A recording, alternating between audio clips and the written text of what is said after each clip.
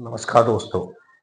जैसा कि पिछले वीडियो में हमने पढ़ा था स्वरों का वर्गीकरण, और स्वरों के वर्गीकरण का जो आधार था वो था मात्रा काल के आधार पर। मात्रा काल के आधार पर स्वरों को तीन भागों में विभाजित किया गया था: ह्रस्व या लघु स्वर, गुरु स्वर और प्लुत स्वर। वहां पर दीर्घ शब्द का प्रयोग हमने कर दिया था, लेकिन दीर्घ की जगह गुरु का प्रयोग करना ज्यादा उचित रहेगा। आइए अब पढ़ते हैं दूसरा वर्गीकरण। वह वर्गीकरण का जो आधार होगा वो होगा उत्पत्ति या स्रोत के आधार पर। उत्पत्ति या स्रोत के आधार पर स्वरों को दो भागों में विभाजित किया जाएगा। एक है मूल स्वर और दूसरे हैं संधि स्वर।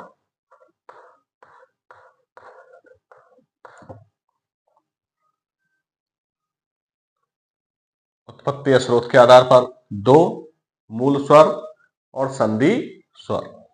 अब चर्चा करते हैं मूल स्वर की।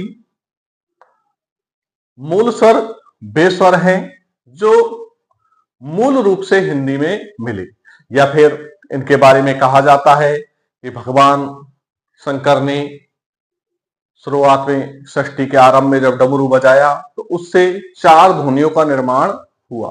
उन चारों ध्वनियों को मूल ध्वनि कहा जाता है, और उन मूल ध्वनियों को आदिम स्वर भी कहा जाता है और महेश्वरी स्वर भी कहा जाता है।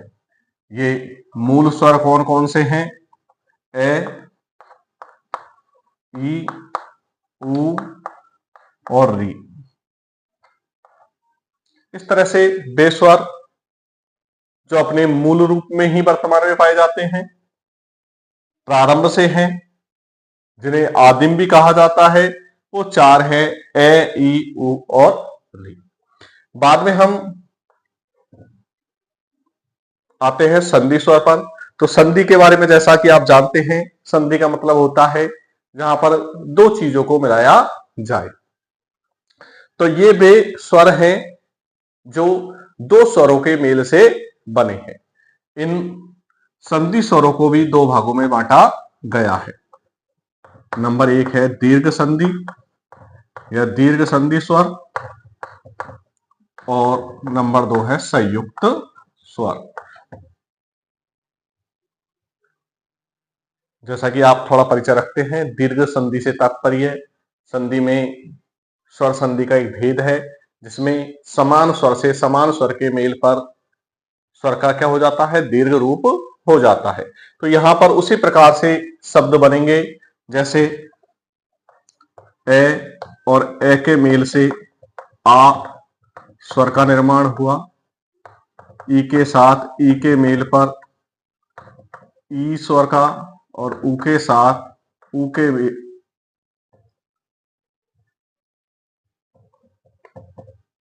के मेल पर ऊ का निर्माण हुआ। तो इस तरह से ये समान स्वर से समान का मेल पर उसका दीर्घ रूप यहां पर आया। तो इस तरह से 4 और 3 7 हमारे स्वरों का निर्माण हुआ। आगे आइए संयुक्त स्वर। संयुक्त स्वर में क्या हुआ? ए के साथ ई के मेल पर ए बना, ए के साथ ए के मेल पर आई बना। इसी प्रकार से ए के साथ ऊ के मेल पर ओ, और ए के साथ ओ के मेल पर औ का निर्माण हुआ। थोड़ा दिखने में आपको परेशानी हो सकती है, इसलिए इसको अपन ऊपर लिख देते हैं दोनों को। ए के साथ ऊ के मेल पर ऊ, या बड़े ऊ के मेल पर क्या बनेगा? ओ, और ए के साथ ओ के मेल पर औ बनेगा। इस तरह से हमारे हिंदी के स्वरों का निर्माण हुआ।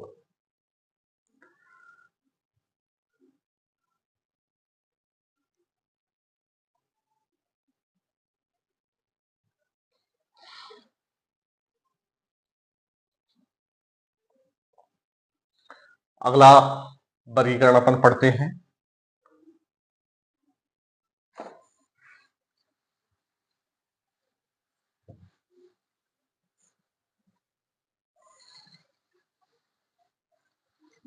इस तरह से दो तरह के वर्गीकरण अपन ने पढ़े, मात्रा काल के आधार पर और उत्पत्ति या स्रोत के आधार पर।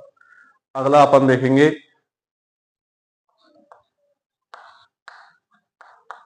जिह्वा के उच्चारण के आधार पर।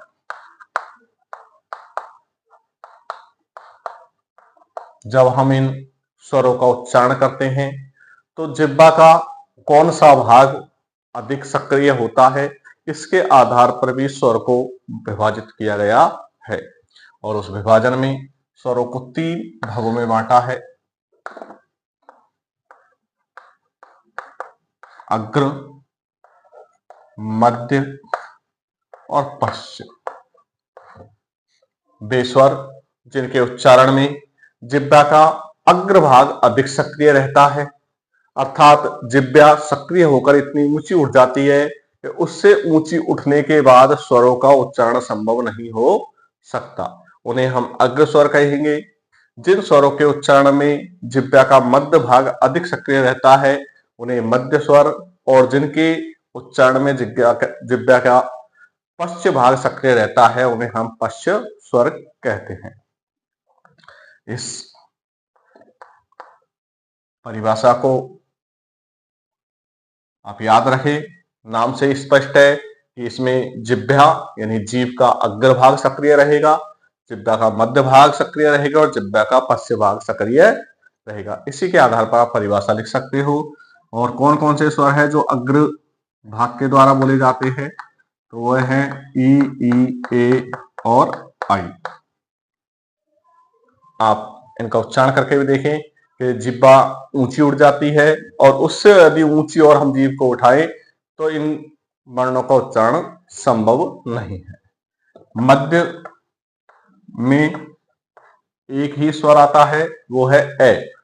इसके बाद में पश्चिम में हम देखें तो जो शेष हैं आ,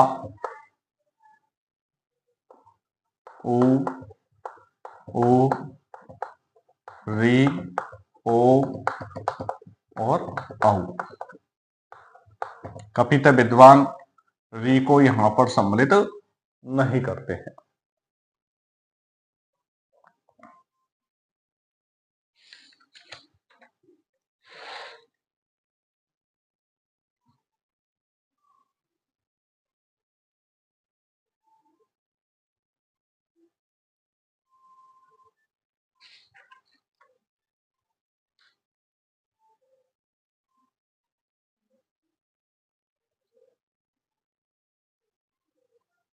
इसी से मिलता जुलता एक और वर्गीकरण है, वो भी है जिह्वा प्रत्न, या अपन उसे कह सकते हैं मुख कितना खुलता है, इसके आधार पर भी विभाजन किया गया है। जिह्वा प्रत्न के आधार पर 4 भागों में बांटा गया है। संवृत, अर्धसंवृत, विवृत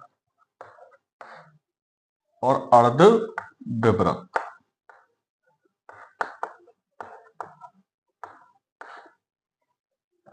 देखें जिह्वा कितना प्रयत्न करती है और हमारा होठ कितने खुलते हैं, इसके आधार पर, या मुख कितना खुलता है इसके आधार पर यह वर्गीकरण किया गया है कि संवृत का अर्थ होता है बहुत कम खुलना। संवृत का अर्थ क्या है? बहुत कम मुंह खुलना। उसके बाद अर्ध संवृत जब समृत से थोड़ा अधिक मुंह खुले तो वह अर्धसमृत अवस्था होगी। विव्रत जब मुंह पूरा खुल जाए, बिल्कुल पूरा मुंह खुलेगा जिस स्वर के उच्चारण में, तो उन्हें विव्रत स्वर कहा जाएगा। और जिनके उच्चारण में समृत और विव्रत के बीच की अवस्था होगी उन्हें अर्ध विव्रत स्वर कहा जाएगा। ये कौन कौन से हैं, आइए देखते हैं।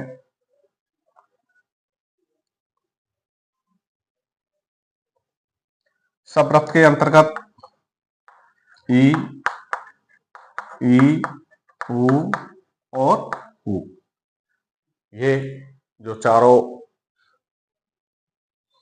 वर्ण हैं वो समृत के अंतर्गत गिने जाते हैं। तथा अर्ध समृत में इन्हीं के विकसित, या हम कहें जो इनके मेल से बने हैं, ए और ओ।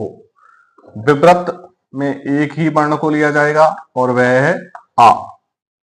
आप बोलकर भी दे सकते हैं, जब आप आ ध्वनि का उच्चारण करेंगे तो आपका मुंह पूरा खुलेगा आ, जबकि ई कम खुलेगा और ए ओ इनमें इनके अपेक्षा अधिक खुलेगा। और आइए अर्धविव्रत में कौन से आएंगे,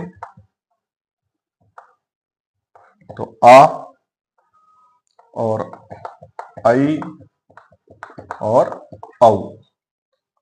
इस तरह से जिह्वा प्रत्न या मुख के खुलने के आधार पर इन स्वरों को चार भागों में बांटा गया है: समृत, अर्धसमृत, विव्रत और अर्धविव्रत।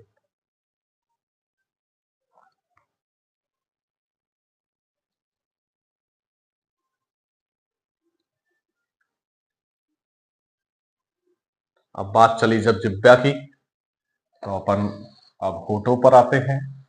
और होठों की आकृति के आधार पर भी स्वरों का वर्गीकरण किया गया है।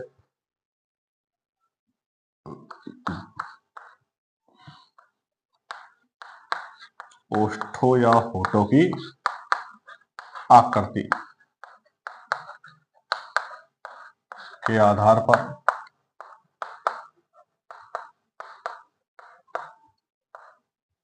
ओष्ठों या होठों की आकृति के आधार पर स्वरों को दो भागों में बांटा गया है। एक है व्रतमुखी और एक है अव्रतमुखी।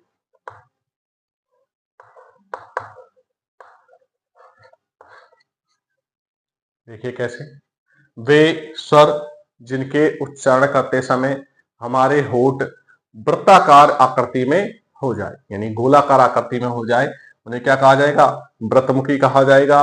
और वे वर्ण जिनके उच्चारण में हमारे होठ व्रत जैसी आकृति नहीं बनाए, गोल नहीं हो, तो उन्हें क्या कहा जाएगा, अव्रतमुखी कहा जाएगा।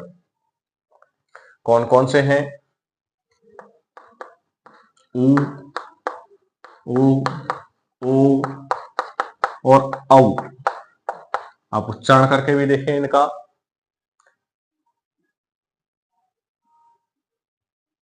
इनके उच्चारण में हमारे होठ गोलाकार हो जाते हैं, ऊ, ऊ, ओ, औ। इनके अलावा जितने भी स्वर हैं, चाहे वो ए है, आ है, ई, ए, आई, इन वर्गीकरणों में री को बाहर रखा जाता है। तो व्रत मुखी में ऊ, ओ, औ और अव्रत मुखी में ए, आ, ए, आई। आइए आगे बढ़ते हैं।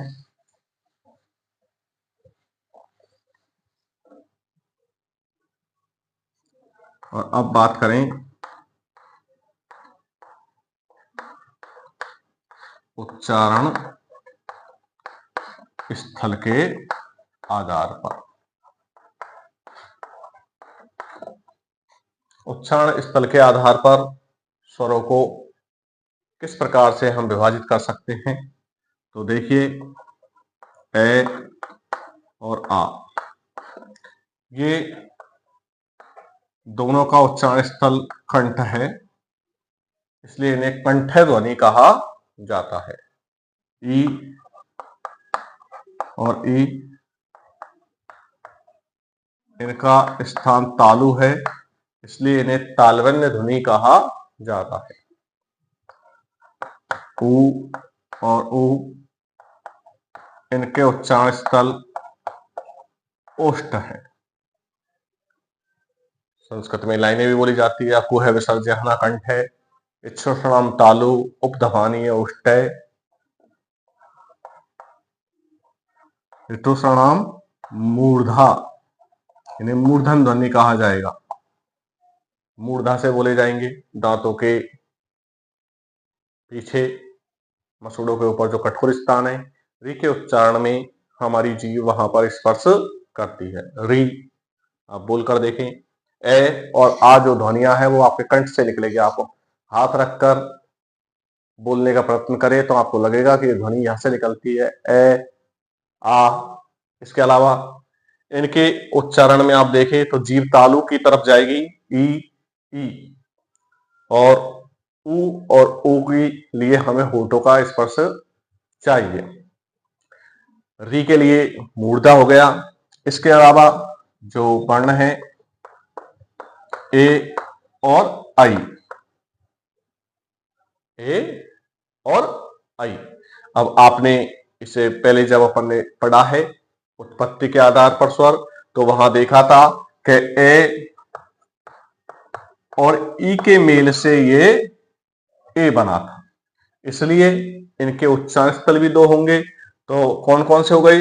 ए कंठ से बोला जाता है, ई तालु से, तो इन्हें कहा जाएगा ए दो तो कंठ तालु। और ऐसे ही ओ और औ के बोलने के लिए क्या हो जाएगा? ये किससे बने थे? ए और ऊ से। ए का कंठ और ऊ का ओष्ठ, तो इन्हें क्या कहा जाएगा? कंठोष्ठ ध्वनि। तो इस तरह से आप देखें कि आपके जो 11 स्वर हैं उनके उच्चारण स्थल ए और आ कंठ से, ई और ई तालु से, ऊ और ऊ ओठ से, री मूर्धा, ए और आई कंठ तालु, और ओ और औ कंठोष्ठ से तो बोले जाते हैं।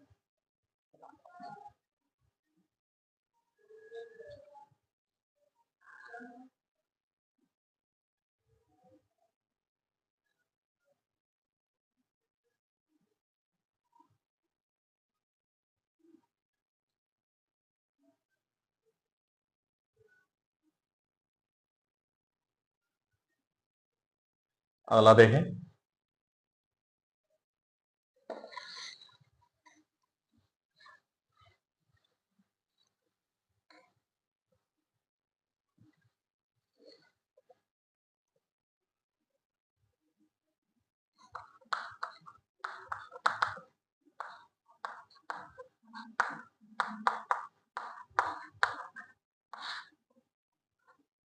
अनुनासिकता के आधार पर। अनुनासिकता के आधार पर स्वरों को दो भागों में बांटा गया, अनुनासिक या निर्नुनासिक ध्वनि या स्वर, और एक होता है अनुनासिक स्वर।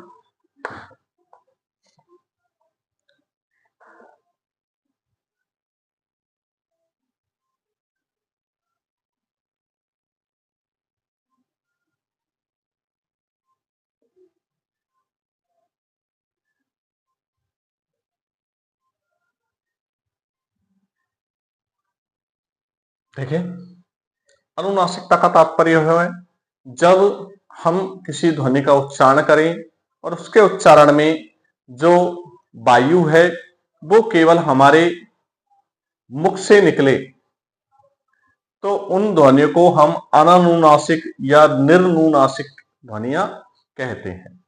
और जिन ध्वनियों के उच्चारण में जो वायु है वो मुंह के साथ साथ नाक से भी निकले, या अपन कम शब्दों में इसको कहना चाहें तो केवल मुख के द्वारा वायु का निकास हो और यहाँ मुख के साथ साथ नाक से भी वायु बाहर आए। इसके आधार पर ही स्वरों को बांटा गया है। तो हमारे जो सारे स्वर हैं वो सभी स्वर क्या हैं, अननुनासिक या निर्नुनासिक है। निर्नुनासिक। और अनुनासिक में हम देखें तो जैसे हम ई, उ, इस तरह से जब वर्णों का उच्चारण करें या तो इस तरह से जब हम उच्चारण करेंगे तो वो अनुनासिक है। लेकिन हमारे जो सभी स्वर हैं वो केवल उनके उच्चारण में वायु मुख से निकलती है, इसलिए सभी स्वर अनुनासिक या निर्नुनासिक के अंतर्गत गिने जाते हैं।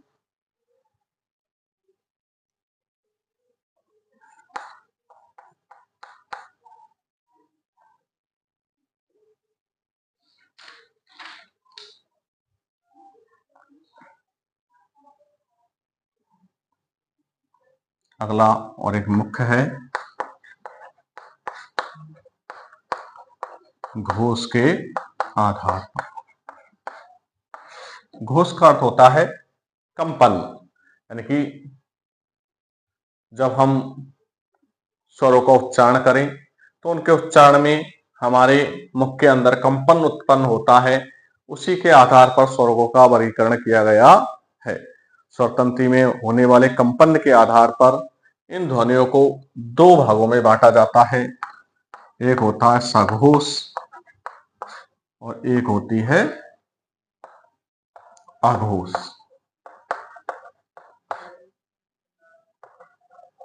अघोष ध्वनि या घोष और सघोष ध्वनि या वर्ण।